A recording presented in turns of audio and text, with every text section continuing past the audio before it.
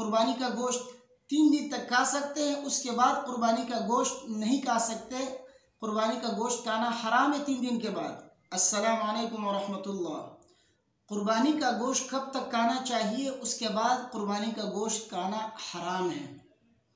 यानी कुर्बानी का गोश्त कितने दिनों तक खा सकते हैं कि उसके बाद फिर कुर्बानी का गोश्त खाना नाजायज़ और हराम है।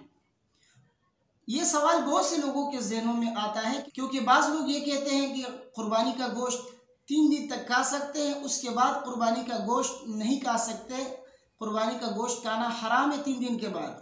और बाज़ लोग ये कहते हैं कि कुर्बानी का गोश्त इसी महीने में यानी ज़िलहज के महीने में तो खा सकते हैं, फिर उसके बाद कुर्बानी का गोश्त खाना नाजायज़ और हराम है। तो इस तरह के सवालात लोगों के जहनों में आते हैं। तो आज मैं इस मसले की वजाहत आपके सामने हदीस की रोशनी में करूँगा कि नबी करीम सल्लल्लाहु अलैहि वसल्लम ने कुर्बानी के गोश्त के मुताल्लिक़ क्या फरमाया है कि कुर्बानी का गोश्त हम कब तक खा सकते हैं, उसके बाद खाना नाजायज़ और हराम है। देखिए, इमाम जस्सास की किताब है शरह मुख्तसर तहावी, जिल्द नंबर 7 सफ़ा नंबर 337, उसमें नबी करीम सल्लल्लाहु अलैहि वसल्लम के हदीस को नकल किया है। फरमाते हैं कि नबी करीम सल्लल्लाहु अलैहि वसल्लम ने फरमाया, कुन्तु नहैतुकुम अन लुहूमिल अज़ाही फ़ौक़ सलास फ़कुलू वद्दखिरू, कि नबी करीम सल्लल्लाहु अलैहि वसल्लम फरमाते हैं कि मैंने तुम्हें कुर्बानी के गोश्त खाने से मना किया है 3 दिन के बाद। यानी 3 दिन तक कुर्बानी के गोश्त खा सकते हो, उसके बाद फिर खाना जायज़ नहीं है। मैंने तुम्हें इससे मना किया था, लेकिन अब तुम कुर्बानी का गोश्त खा सकते हो और ज़ख़ीरा अंदोज़ी भी कर सकते हो।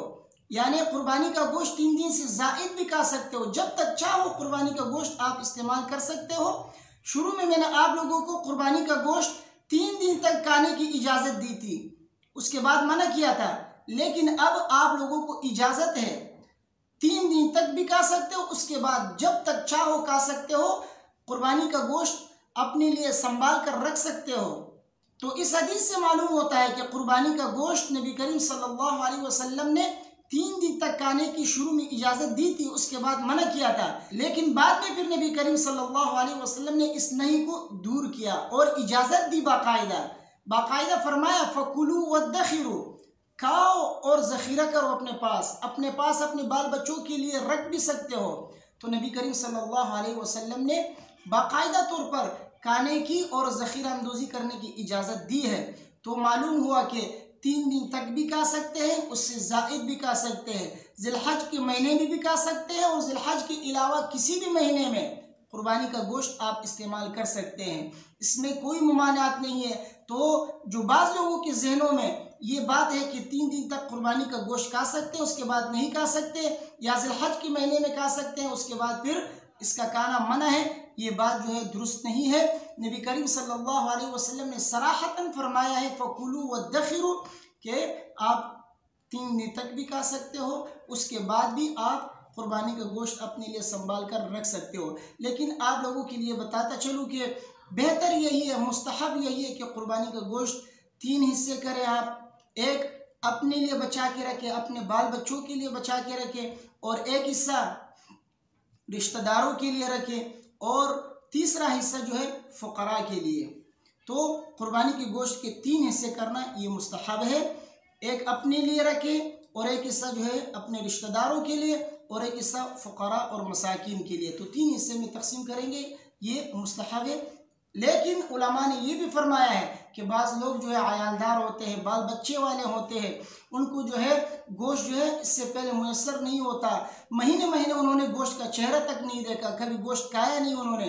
तो आज अल्लाह ने उनको तौफीक दी है, तो वो अपने बाल बच्चों के लिए गोश्त को तकसीम किए बगैर भी अपने बाल बच्चों के लिए बचा के रख सकता है।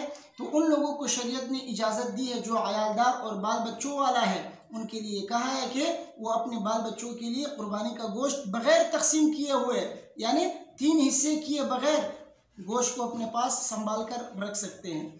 तो खुलासा कलाम यही है कि कुर्बानी का गोश्त आप 3 दिन तक भी खा सकते हैं, उससे ज़्यादा भी खा सकते हैं, और ज़िलहज के महीने में भी खा सकते हैं, और इसके अलावा दीगर महीनों में भी कुर्बानी का गोश्त आप खा सकते हैं। इसमें कोई मुमानात नहीं है। लिहाजा कुर्बानी का गोश्त आप ख़ुद भी खाएँ, अपने बाल बच्चों के लिए भी रखें, और गरीबों और फ़ुक़रा को भी खिलाएँ।